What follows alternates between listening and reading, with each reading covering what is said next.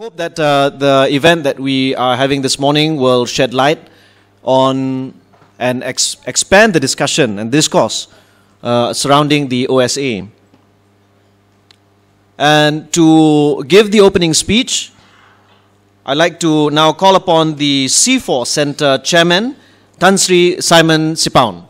It is my sincere hope that at the end of the seminar, perhaps we could come up with some specific and constructive recommendations to be submitted to the relevant authorities.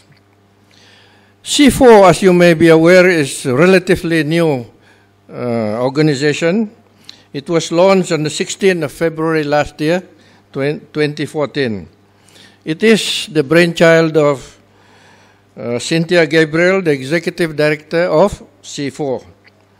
It was the realization of the seriousness of corruption in the country, and its eradication cannot be left entirely to the MACC to tackle, that led to the establishment of C4. C4 believes that corruption is one of the major, if not the major, problems this country is experiencing, and requires the cooperation of all levels of society. C4 hopes that with the assistance, understanding, guidance, and cooperation of everyone, it hopes to make a difference in the effort to reduce, if not eliminate, corruption, the incident of corruptions in this country. Now, C4 believes that it is high time for this country to quickly move from secrecy to a more open, transparent, and accountable government. The people have the right to know government decisions and the process associated in arriving at those decisions, especially if those decisions affect them. I think this is a universal democratic value. Government is the trustee of the people, and it is expected not to abuse power and take care of public funds, public assets, as if it belongs to them, and do it on behalf of the people that elect them to office. It is the duty and obligation of the government to bring development to all people, irrespective of whether they are represented by the government in power or by the opposition. It is only the government that has access to public funds. And the role of the opposition is to keep government on its toes. It is not their job, the opposition job, to bring development or to plan for development. They provide constructive criticism and suggestion to the government on behalf of the people. The claim that only the government's representatives can bring development, in my view, does not arise, and this argument does not hold water. In Sabah, where I come from, I very often hear candidates, especially just before elections, coming from the ruling party, telling the public it is not worth supporting the opposition candidates other than the candidates coming from the government or the BN. Because only the BN can bring development because they are in power. To the less literate people, especially those from the rural areas, this sounds very plausible.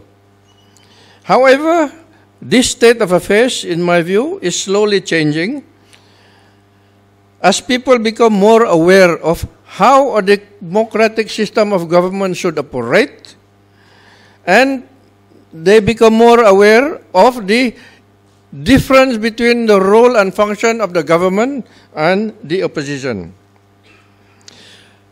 If the government had been transparent in handling IMDB,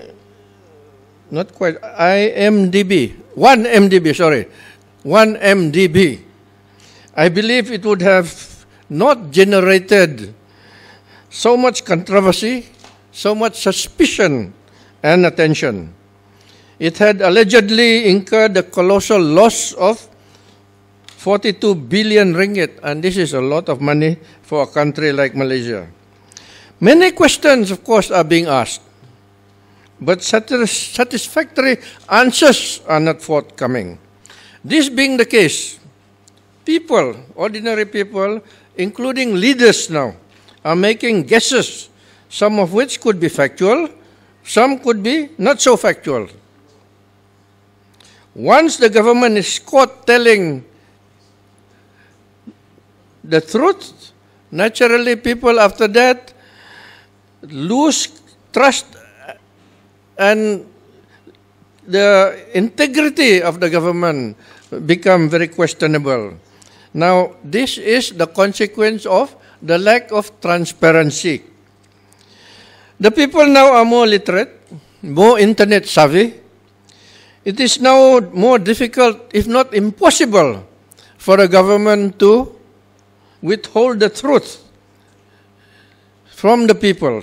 The government needs to address the legitimate demand of the people, and if it continues to ignore it, sooner or later, an Arab Spring type of situation could develop.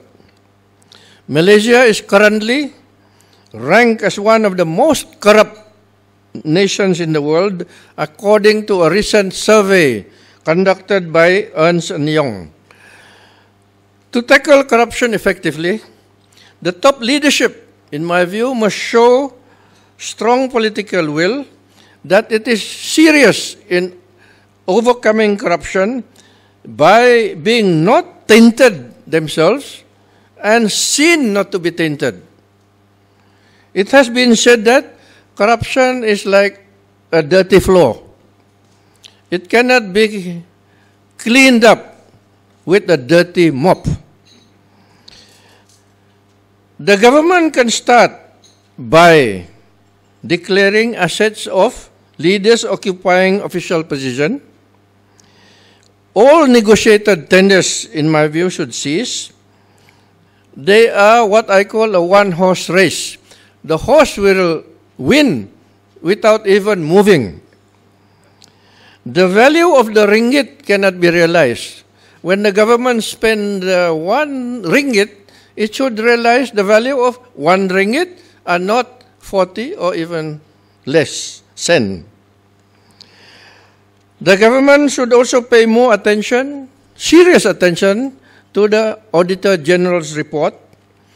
It should not rectify one mistake by making another mistake, because 2 mistakes do not make a right.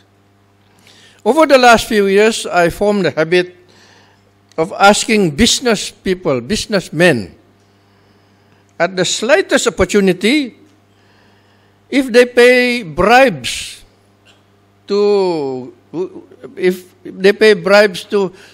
officials, if they have anything to do with their business with the government authorities.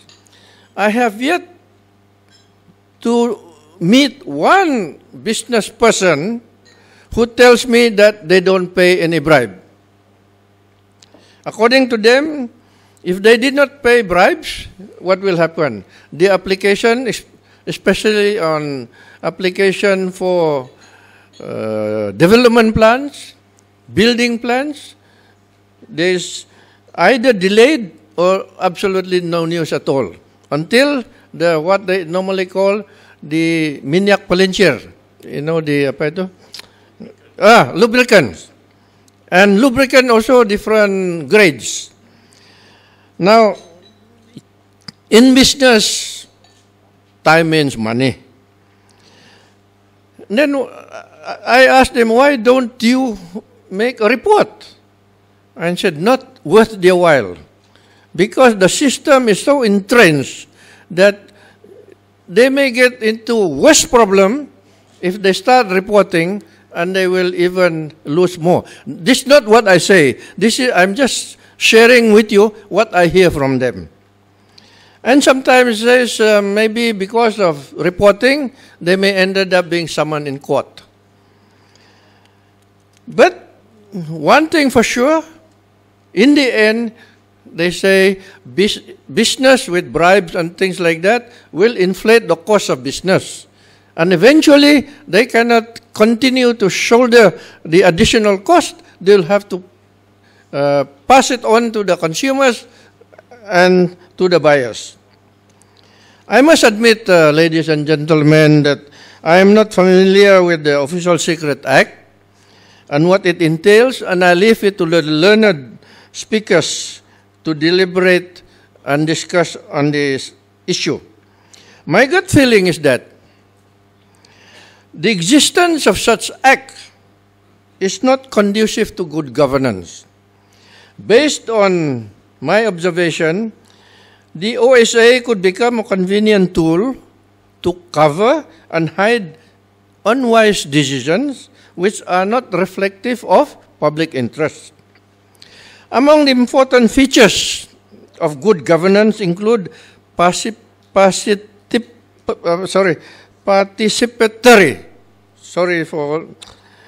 I think because of age, transparent, and accountable.